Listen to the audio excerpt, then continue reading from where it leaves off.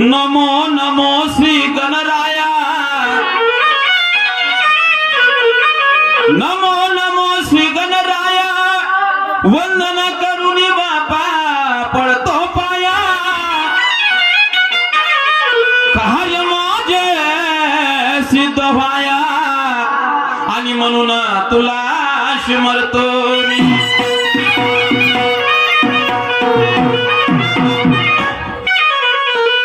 तूच निर्गुण तूच निराकार, तूच निर्गुण तूच निराकार, सोहम परब्रह्म बापा तूच साकार, कीर्ती तुझी आहे परेच्या पार, आणि म्हणून तुला स्मरतो मी।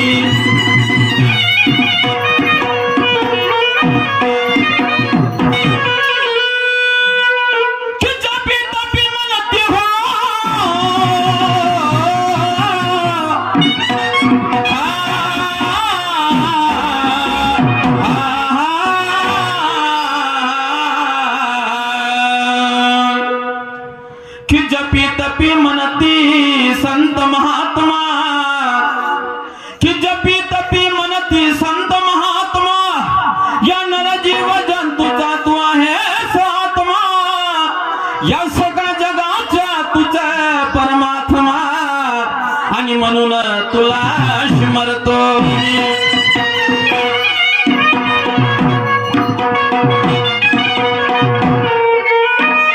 वेदशास्त्र बापा पुराणाची ग्वाही, वेदशास्त्र बापा पुराणाची ग्वाही, सत्य स्वरूप तूच सर्वाच्या ठाई, अरे सूक्ष्म रूपाने तू वेगळा राही, आणि म्हणून तुला स्मरतो मी।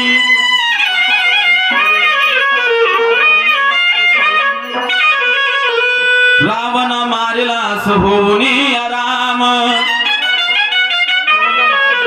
रावण मारिलास होऊन राम, त्या द्वापारामध्ये झाला तूच घनश्याम, हर वेळोवेळी केले या भक्ताचे काम, आणि म्हणून तुला स्मरतो मी। या कलियुगामध्ये,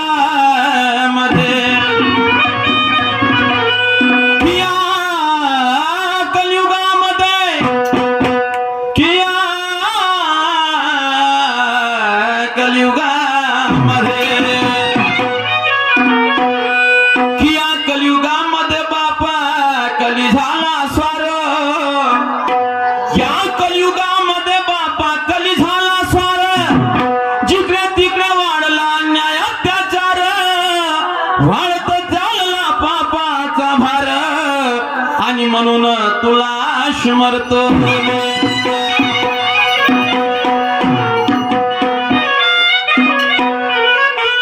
मागणे माझे तुला निस्वार्थपणाचे हो,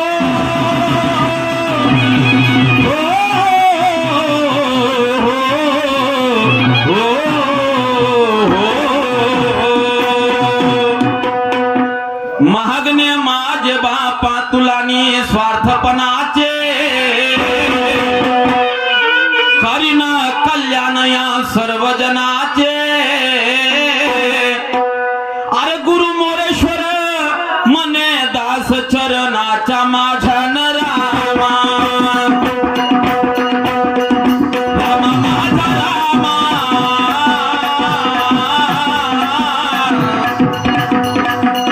रामा माझा रामा हो,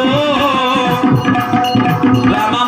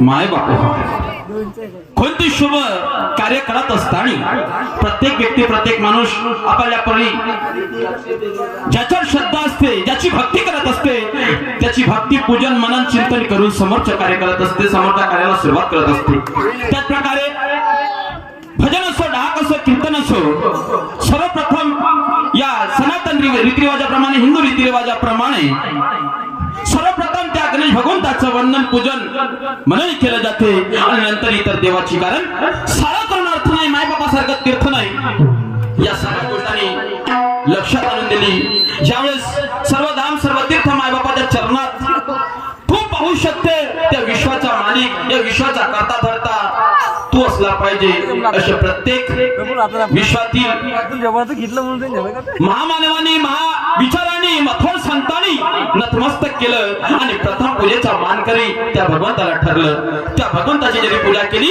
तर इतर देवाची पूजा झाली असं सफल साध्य पूजन होते म्हणून प्रथम पूजेचा मानकरी गणेश भगवंत माय बापू हो आणि त्या भगवंताला काय साधू संतांनी विनवलं आहे काय त्यांना आपल्या गीतामधून आपल्या शब्दामधून आपल्या विचारामधून लोकांना संबोधित केलेलं आहे ते सुद्धा मी तुम्हाला या माझ्या पूजनामधून या माझ्या गायनामधून तुमच्यासमोर सादर करत आहे त्या पूजेसाठी निवडलेली तर्ज आहे नवीन तर्ज आहे भजपुरी तर्ज बोलायचं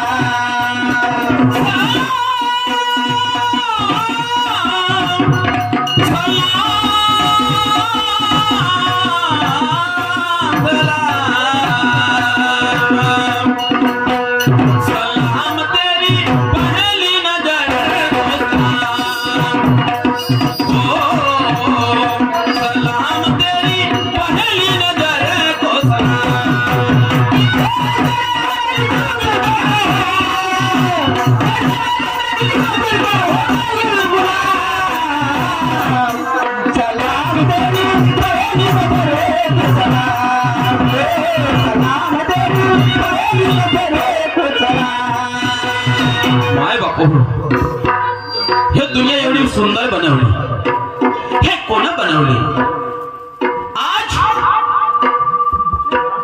या विश्वामध्ये कितीतरी नर जीव जंतू पशु पक्षी आहेत हे कोणी बनवलं याला तारतो मारतो कोण ज्याच्या भरोशावर आपण लाखो रुपये या जमिनीमध्ये खर्च करतो ज्याच्या विश्वासावर तो विश्वासरूपी आहे कोण आहे का आपण विश्वास ठेवतो कारण आपल्याला माहित आहे की नाही अरे देव तारी त्याला कोण मारेल तोच तारणार आहे तोच मारणार आहे आणि तोच घडवणार आहे पण शेवटी माणसाचे कर्तव्य हे माणसाने केले पाहिजे माणसाचे कर्तव्य माणसाने केले पाहिजे प्रत्येक भक्ताची भक्ती पाहून त्या भगवंतानी अवतार घेतला म्हणतात अवतार घेतलं रावण मारायचा होता अवतार घेतला, कंस महाराज होतं कृष्णाचा अवतार घेतला, दुर्लभ कश्यप महाराज होतं नरसिंहाचा अवतार घेतला. माय बाप हो, एवढी महिमा एवढा चमत्कार त्या भगवंताचा आहे. आणि आज कोणी कोणी म्हणतात देव नाही, कोणी म्हणतात देव आहे तो दिसत नाही, आणि दिसते बी तो काही करत नाही. साधू संतांनी फार तपश्चर्या केली. माय बाप हो, नकाच्या चुंडी परमेश्वर अंत लागला नाही. कसा लागल? कारण आपण जिथे जीवाला मारतो आराम करायला तारतो. उदाहरणार्थ, अरे तुझ्या आहे तुझ्यापाशी परी जागा भुलला, तुझ्या आहे तुझ्यापाशी परी जागा भुलला. कशाला पंढरी जातात, कशाला काशी गोदा जातात, तुझं गावच नाही का तीर्थ. जन्म देत्या मायबापाचा आपण तिरस्कार करतो, तिरस्कार करतो. मायबापाला घराच्या बाहेर हाकलतो. अरे महाबापाने जर आपल्याला लहानाचं मोठे केलं त्याचे उपकार विसरतो. 4 पैसे आले तर आपण वेगळ्या रूपाने धावतो, आणि ज्याच्यापासून आपण निर्माण झालो त्या गोष्टी विसरतो. तर देव का नाही विसरणार? देव का विसरणार? माय बाप हो, पण शेवटी लक्षात ठेवा, लक्षात ठेवा, लक्षात ठेवा. कारण तुझं कर्तव्य तुला करायचे आहे, तुझं कर्तव्य तुला करायचे आहे. अरे तू जरी जीवनात जगाला आलास तर तुला उद्या मरायचे आहे, तुला उद्या मरायचं आहे. पण मरायचं आहे ते कसं मरायचं आहे? अरे मरावे परी कीर्ती रूपी उरावे. नाही तो वैश्य तो जीते हैं कीड़े मकोड़े, वैश्य तो जीते हैं कीड़े मकोड़े. होटल में खाते भाजो पकोड़े, हम रात दिन करते बुराई, लेकिन बुराई करने पे जरा शर्म नहीं की. नाही, अरे मी माणूस आहे, मी जनावर नाही. बोलू शकतो, ऐकू शकतो, नाना परी कृत्या करू शकतो. या विश्वाच्या पाठीवर माय बाप हो, माणसासारखा विद्वान, माणसासारखा चतुर प्राणी या पृथ्वीच्या पाठीवर कोणीच नाही. एवढं विद्वान बनवलं, आणि तरी माणूस जन्म येताच केव्हा केव्हा असा बैमान रूपी माय बाप हो. पण शेवटी तो भगवंत आहे, आणि म्हणूनच एवढे मोठे संकट येतात, एवढे मोठे काळ येतात, आपण त्याच्या छत्रछायामध्ये आहोत, कारण त्याची कृपा महान आहे. म्हणून काय म्हणायचे त्या भगवंताला ऐका.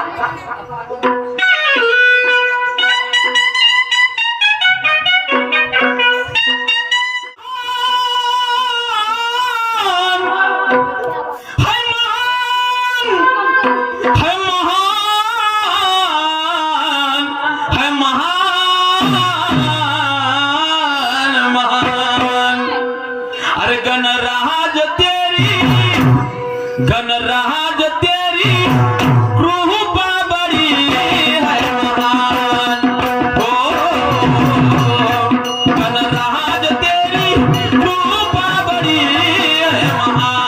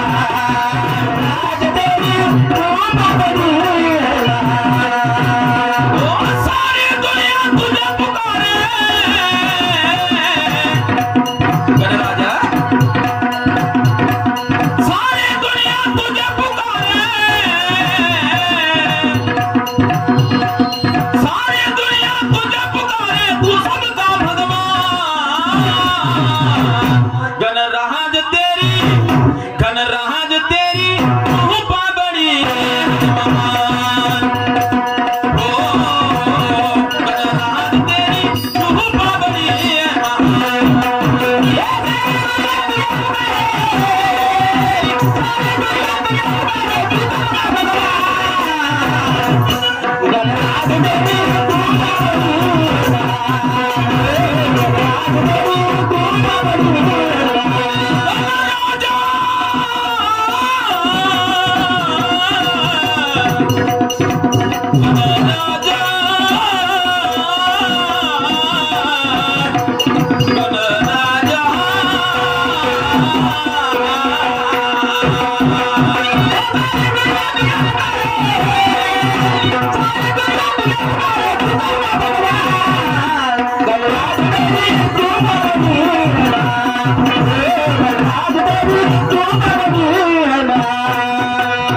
सारी दुनिया तुझे पुकारे.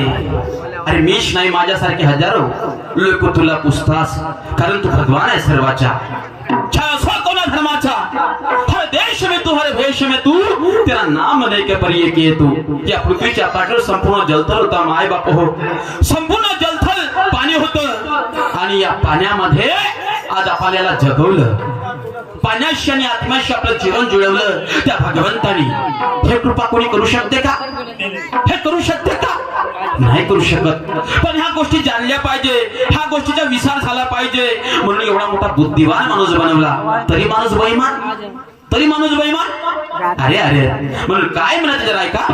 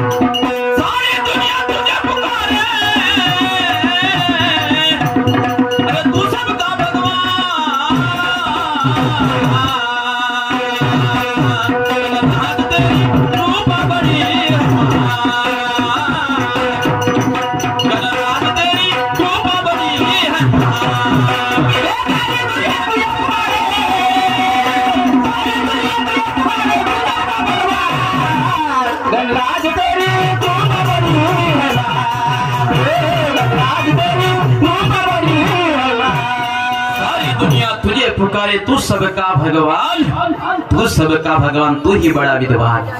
माय बापू हो, माणसाने वेगवेगळ्या वस्तू बनवल्या आणि बनवणं माणसाचं काम आहे. एक कधी कला असू दे अंगी नाही तर काय व्यर्थ जन्मला, काय व्यर्थ, काय आपल्या जिंदगीले पोट्टे पैदा करणं आणि बस एवढ्या पुरतीच आपली जिंदगी आहे का?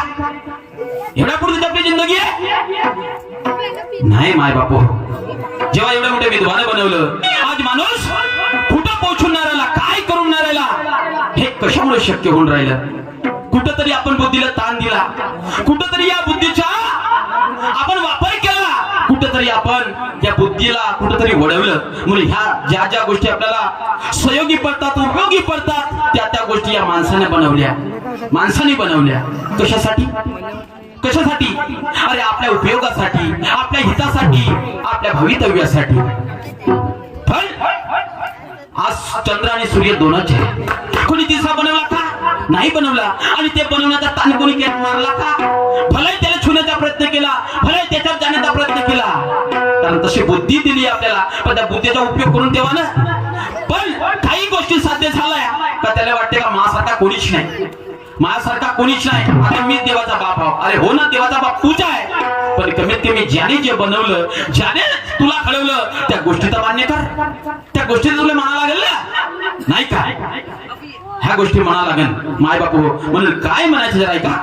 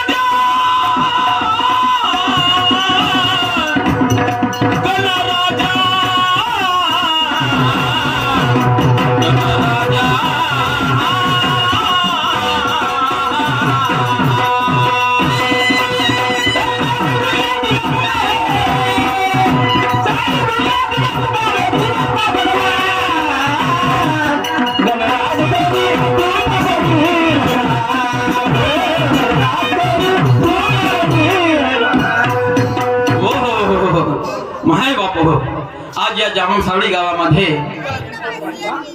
छानसावडी गावामध्ये संगीत नियमख्या तमाशा आयोजन आभार मानावं लागेल या कार्यकारी मंडळाचं.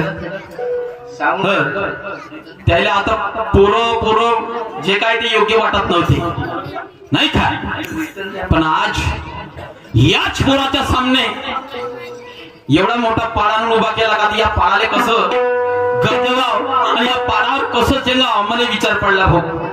मोठा विचार आहे, कारण स्वयं राष्ट्रीय खडी आजाद तिरंगा निशानचे वस्ताद ज्यांच्या नावाचा गाजावाजा चौ बाजूने गुंजत आहे वाजत आहे, शाहीर आदरणीय पुरुषोत्तम खांडेकर साहेब यांच्यावर आज नियमचा कार्यक्रम. आतापर्यंत 2-4 वर्ष छोटे मोठे झालेच, पण आता खरी ताकद लागणार आहे आज. आणि हे सूत्र माझ हातात दिले पाणी यायचं ती माफी मले त्याच्यापासून शिकायचं, तर मला त्याने शिकवा लागते का माहित ना आज नाही का. काही का असं चला, शाहीर हा लहान आणि मोठा वयाचा प्रबंध नसते नाही का. लहान मोठ्याचं प्रबंधन नाही, याच्यावर काही बंधन नाही, कारण दोन्ही शहराच्या ज्ञानाची आज कसोटी लागणार आहे. कोणा शहरामध्ये कितपत ज्ञान भरलेलं आहे, कोणा शहरामध्ये किती ज्ञानाचं पाणी आहे, आणि ते ज्ञानाचं पाणी तुम्हाला प्राशन करायचं आहे माय बाप हो, प्राशन करायचं आहे. आता कोणाचं सत्य सत्य ह्या गोष्टी आज तुम्हाला ओळखता येणार आहे. आज कोण खरा वस्ताद ठरते, आता ते तर वस्ताद आहे, पण आजच्या कार्यक्रमाचा वस्ताद कोण ठरते याचा तुम्हाला निर्णय शेवट लावायचा आहे. खरं ते वस्तादीच्या लायकीचा मी आहो, तर वस्तादीच्या लायकाची खंडे फक्त आजच्या पुरतो नाही तर पुराच मिळणार रे बाबा, फक्त आजच्या पुरतं. तर आज देवी चरित्रवाजाप्रमाणे आमच्या विरोधामध्ये लागलेले सन्मान्य शाहीर साहेब पुरुषोत्तमजी खांडेकर साहेब त्यांचं आगमन झालेलं आहे. बिलकुल तयारीतच आपल्याला जागा कसून आणि तुम्ही राहा बसून.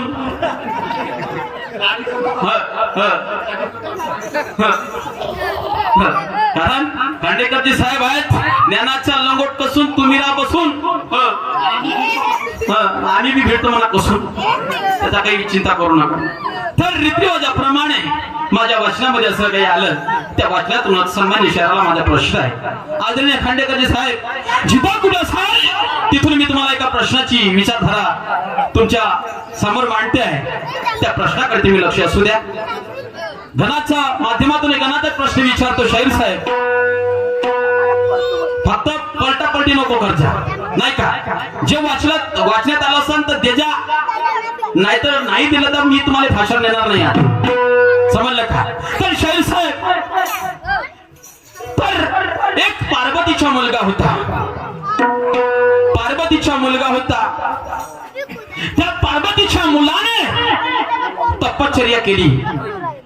तपश्चर्या केली. ते तपश्चर्या कशासाठी केली माहित आहे? तपश्चर्या केली कशासाठी? की विश्वातली सुंदर स्त्री कोणी असेल ते मला पाहिजे. विश्वातली सुंदर स्त्री, चाहे कोणी राहिलं ते चालेल, तर त्याच्या भानात नव्हतं का कोण सुंदर आहे.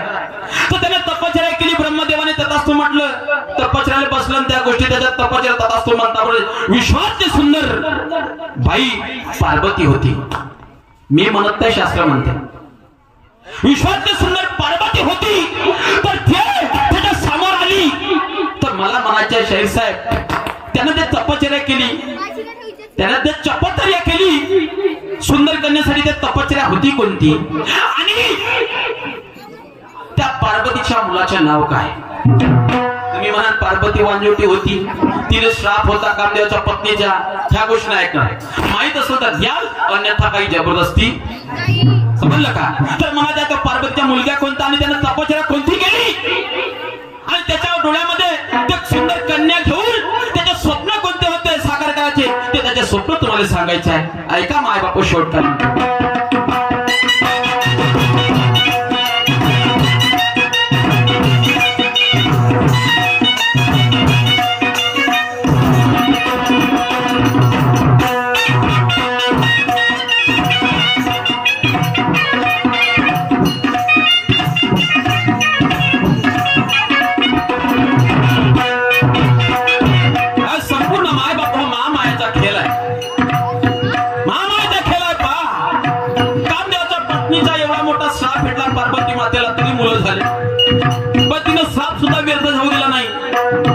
अशी भक्ती असते, अशी महिमा असते, अशी कृपा असते.